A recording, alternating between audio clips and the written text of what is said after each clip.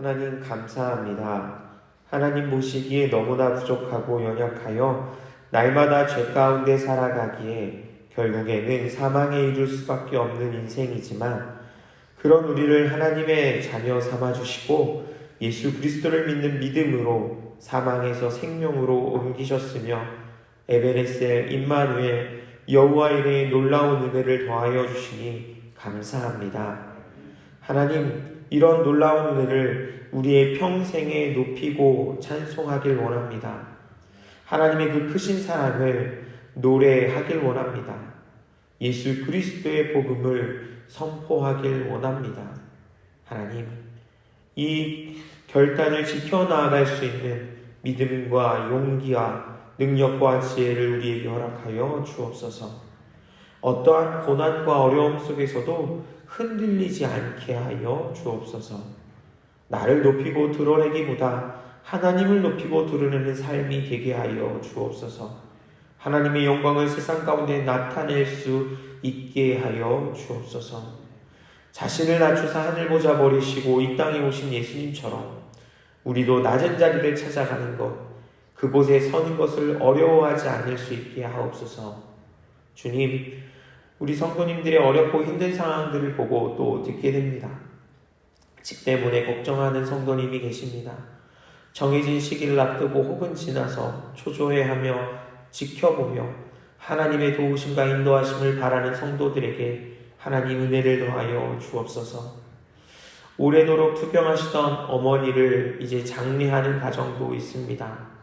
가족들에게 함께하여 주시고 그 마음을 위로하여 주시며 내일까지의 모든 장례 일정 가운데 주여 은혜를 더하여 주옵소서. 이 시간 한우들을 위해 기도합니다. 스스로 중환자실에서 깨어나지 못하고 계신 권사님을 위해 기도하오니 주여 그 눈을 뜨게 하여 주옵소서. 힘을 내어 일어서게 하여 주옵소서. 또한 계속해서 항암 치료 중에 계시는 성도님들 치료를 잘 견딜 수 있는 힘을 주시고 또한 오랜 질병으로 지쳐가는 성도들을 위로하여 주옵소서. 하나님, 시간이 지날수록 더욱 힘이 들어가기에 하나님의 도우심을 바라며 묵묵히 견뎌가고 있는 성도님도 있습니다.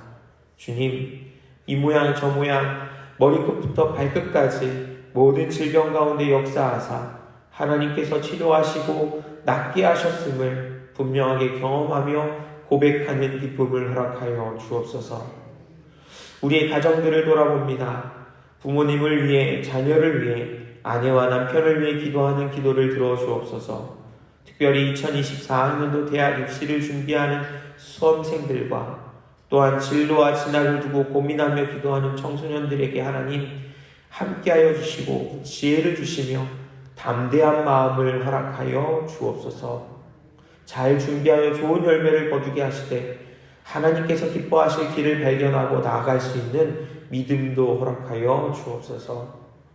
취업과 연애, 결혼, 학업, 유학과 군생활로 하나님의 인도하심을 구하는 청년들에게 이 세상 가운데서 믿음의 자녀로 설 수 있도록 하나님 경험이 확실하게 있게 하여 주옵소서.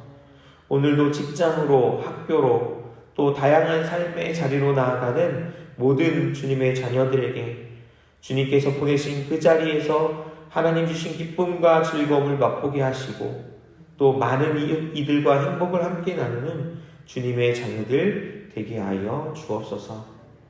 1000번째 예물을 하나님 앞에 드리는 손길도 있습니다. 매일마다 끊이지 않고 하나님을 예배하며 드리는 이 헌금을 기쁘게 받아주시고 그 간절한 소원 또한 들으사 응답하여 주옵소서. 이제 말씀을 함께 나눕니다. 이 말씀이 우리의 눈과 귀와 마음에 그리고 생각에 새겨져서 오늘 하루 살아가는 등불이 될 수 있도록 전하고 듣는 우리 모두가 겸손하도록 성령님 우리 가운데 역사하여 주옵소서. 감사드리며 예수 그리스도의 이름으로 기도드립니다. 아멘. 하나님의 말씀은 구약성경 열왕기상 8장 12절로 21절까지 말씀입니다. 구약 524쪽에 나와 있습니다. 열왕기상 8장 12절로 21절까지 말씀을 함께 봉독하겠습니다. 그때 솔로몬이 이르되 여호와께서 캄캄한 데 계시다 말씀하셨사오나 내가 참으로 주를 위하여 계실 성전을 건축하였사오니 주께서 영원히 계실 처소로소이다 하고 얼굴을 돌이켜 이스라엘의 온 회중을 위하여 축복하니 그때 이스라엘의 온 회중이 서 있더라. 왕이 이르되 이스라엘의 하나님 여호와를 송축할지로다. 여호와께서 그의 입으로 내 아버지 다윗에게 말씀하신 것을 이제 그의 손으로 이루셨도다. 이르시기를 내가 내 백성 이스라엘을 애굽에서 인도하여 낸 날로부터 내 이름을 둘 만한 집을 건축하기 위하여 이스라엘 모든 지파 가운데에서 아무 성읍도 택하지 아니하고 다만 다윗을 택하여 내 백성 이스라엘을 다스리게 하였노라 하신지라. 내 아버지 다윗이 이스라엘의 하나님 여호와의 이름을 위하여 성전을 건축할 마음이 있었더니 여호와께서 내 아버지 다윗에게 이르시되 내가 내 이름을 위하여 성전을 건축할 마음이 있으니 이 마음이 내게 있는 것이 좋도다. 그러나 너는 그 성전을 건축하지 못할 것이요 내 몸에서 낳을 내 아들 그가 내 이름을 위하여 성전을 건축하리라 하시니 이제 여호와께서 말씀하신 대로 이루시도다. 내가 여호와께서 말씀하신 대로 내 아버지 다윗을 이어서 일어나 이스라엘의 왕위에 앉고 이스라엘의 하나님 여호와의 이름을 위하여 성전을 건축하고 내가 또 그곳에 우리 조상들을 애굽 땅에서 인도하여 내실 때에 그들과 세우신 바 여호와의 언약을 넣은 궤를 위하여 한 초소를 설치하였노라. 아멘. 솔로몬이 건축한 성전에 성막에서 사용하던 기구들과 언약궤가 들어왔습니다. 성전의 복원식이 시작되고 있는 것입니다. 구름이 성전에 가득하였고 여호와의 영광이 그 성전에 가득했습니다. 바로 그러한 상황에서 솔로몬이 이스라엘 백성들을 향해 돌아서서 이 연설을 시작합니다. 그 첫 시작으로 솔로몬은 하나님의 말씀을 언급합니다. 여호와 하나님께서 캄캄한 곳에 계시겠다고 말씀하셨다라는 것이지요. 그런데 성경을 찾아보니 이런 하나님께서 말씀하신 내용을 발견할 수는 없었습니다. 아마도 솔로몬은 기록되지는 않았지만 당시의 사람들에게 전승되어 오던 말씀을 하나님께서 이렇게 말씀하셨다는 그 말씀을 인용한 것인지도 모르겠습니다. 솔로몬이 하나님께서 캄캄한 곳에 계시겠다고 하신 말씀을 상기하고 기억하면서 그것을 많은 사람들 앞에서 고백하고 있는 것을 우리가 보게 되는 것입니다. 여기서 캄캄한 곳은 검고 짙은 구름으로 인해 한 치 앞도 분간할 수 없는 칠흑같이 어두운 곳을 의미한다고 합니다. 여러분, 이스라엘이 애굽에서 나와 시내산에 이르렀을 때 하나님께서 이스라엘 백성들을 만나시기 위해 시내산으로 강림하신 장면을 기록한 부분이 있습니다. 그때 시내산 위에 우레와 번개와 빽빽한 구름이 있었다고 합니다. 그리고 하나님께서는 백성들이 함부로 하나님을 만나기 위해 그 산에 오르는 것을 오르지 못하도록 경고하시는 것을 또한 우리가 볼 수 있습니다. 하나님을 보려고 하다가 자칫 죽을 수도 있었기 때문입니다.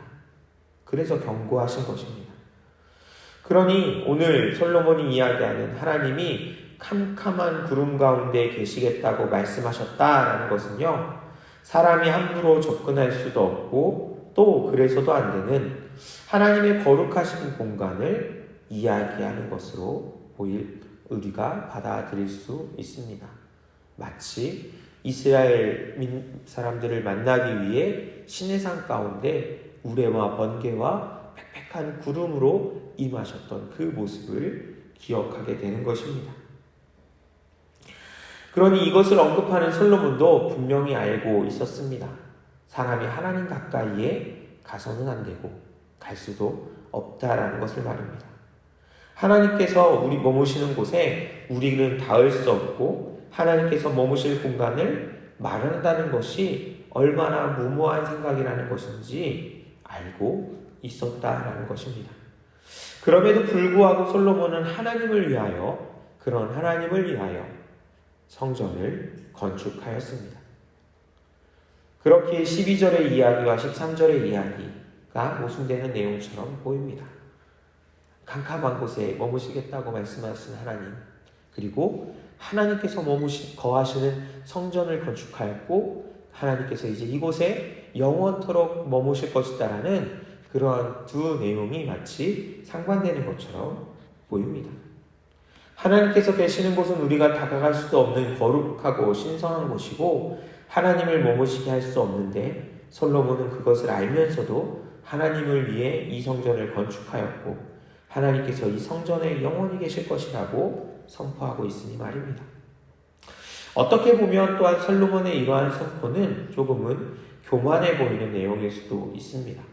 이어지는 이야기들도 보시면 백성들을 향해서 축복한 후에 하나님께서 다윗을 이어 왕위에 오를 자를 통하여 성전을 지으시겠다고 한 약속이 마침내 자신에게서 성취되었다고 이야기하고 있습니다. 내가 하나님께서 말씀하신 다윗의 왕위를 이어받은 왕이고 내가 언약궤를 위한 지성소를 마련했노라고 이야기합니다. 내가 바로 그 사람이고 내가 위대한 일을 이루었다라고 이야기하는 것처럼 보이는 것이죠. 성경은 하나님에 대한 말씀이 기록되어 있습니다. 성경에서 이야기하는 것은 하나님입니다.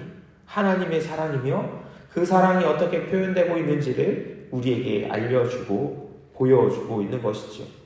그렇게 하나님의 사랑이 핵심이라고 할 수 있는 예수 그리스도의 이야기가 구약과 신약 전체에 걸쳐서 기록되어 있는 것입니다. 그러니 사람을 자랑하는 이야기는 성경에 있을 수가 없습니다. 있어서도 안 되는 것이지요. 서로 마치 사람을 자랑하는 것처럼 보이는 내용일지라도 그렇게 기록되어 있을지라도 그 결국이 좋지는 않습니다. 사도행전에 보시면 백성들 앞에서 연설을 하는 헤롯의 모습이 나오는데요. 그 연설이 얼마나 보기 좋고 듣기 좋았는지 혹은 그 내용이 좋았는지 듣던 백성들이 헤롯을 향해서 이것은 신의 소리이지 사람의 소리가 아니다 라고 합니다. 하나님께서 하시는 말씀과 같은 것이지 도저히 사람이 하는 이야기 그런 음성으로 들려지지가 않는다고 아주 칭찬하며 헤롯을 높이고 있는 것을 보게 됩니다. 그런데 성경은요, 그런 소리를 듣고 우쭐한 마음이 들어있는 헤롯을 향해 하나님께 영광을 돌리지 아니함으로 주의 사자가 그를 쳐서 헤롯이 죽게 되었다고 기록하고 있습니다. 참 무서운 이야기입니다.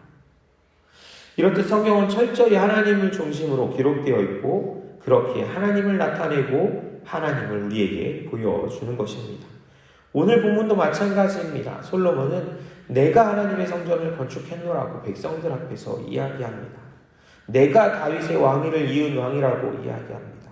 내가 건축한 성전에 하나님께서 영원히 임하실 것이라고 선포하고 있습니다. 마치 자신의 업적을 자랑하고 스스로를 높이는 것처럼 보입니다.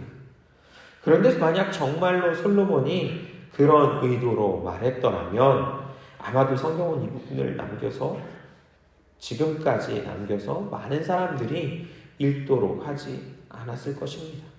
그런데 왜 성경은 이 부분을 기록하여 우리에게 보여주고 있는 것일까요? 우리가 주의 깊게 봐야 하는 부분은 하나님의 영광이 이미 솔로몬이 지은 성전에 임하였다라는 것입니다. 앞에서 12절에서 분명히 기록하고 있죠. 한 구름이 그 성전 안에 가득하였고 하나님의 영광이 그곳에 가득하였다라고 말입니다.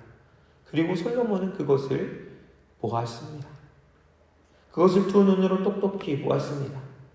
성전이 구름에 가득하고 하나님의 영광이 가득해지는 것을 보았습니다. 그것이 솔로몬에게는 감격이었고 감사였습니다. 아무리 온갖 금은보화로 치장했더라도 그것은 한낱 사람이 지은 건축물에 불과합니다. 천지의 주인이신 하나님께서 머무시기에는 너무나 보잘것없는 장소입니다. 그런데 바로 그곳에 하나님의 영광이 가득한 것을 보게 된 것입니다. 자신이 기대했던 것, 그 이상의 것, 생각할 수도 없는 하나님의 은혜를 경험하게 된 것입니다. 솔로몬의 선포는 내가 건축한 성전에 하나님이 임하셨다. 봐라, 얼마나 대단하냐. 이렇게 자신을 자랑하고 드러내는 것이 아니라 보잘것없는 곳에, 너무나 누추한 곳에 임하신 하나님께 감사와 영광을 돌려드리는 내용으로 가득한 것입니다. 이 세상 무엇으로도 하나님께서 거하실 만한 곳을 만들거나 지정할 수가 없습니다. 그렇지만 하나님께서는 솔로몬이 건축한 성전에 임하셨습니다. 그것이 은혜입니다. 오실 수 없는 곳에 오셨습니다. 너무나 부족한 곳이지만 그것을 탓하지 않으시고 머무신 은혜인 것입니다. 그런 하나님의 은혜가 지금도 변함없이 우리에게 이어져 오고 있습니다. 하나님의 아들이신 예수님께서 낮고 천한 이 땅 가운데 우리와 똑같은 인간으로 피조물로 되셔서 크신 사랑으로 우리를 위해 십자가를 지셨습니다. 우리는 그 놀라운 은혜를 받아 오늘도 하루하루 생명을 얻어 살아가고 있는 것이지요. 사랑하는 여러분, 하나님께서 이렇듯 놀라운 사랑을 베푸셨고 크신 은혜를 우리에게 베풀어 주셨음을 분명히 기억하시기 바랍니다. 우리가 당연히 받아야 할 것이 아니라 하나님께서 값없이 주신 은혜요 선물로 우리는 살아가고 누리며 있는 것입니다. 또한 하나님께서 그렇게 하셨으니 우리도 하나님께서 보여주신 그 사랑을 실천해야 합니다. 해내야 합니다.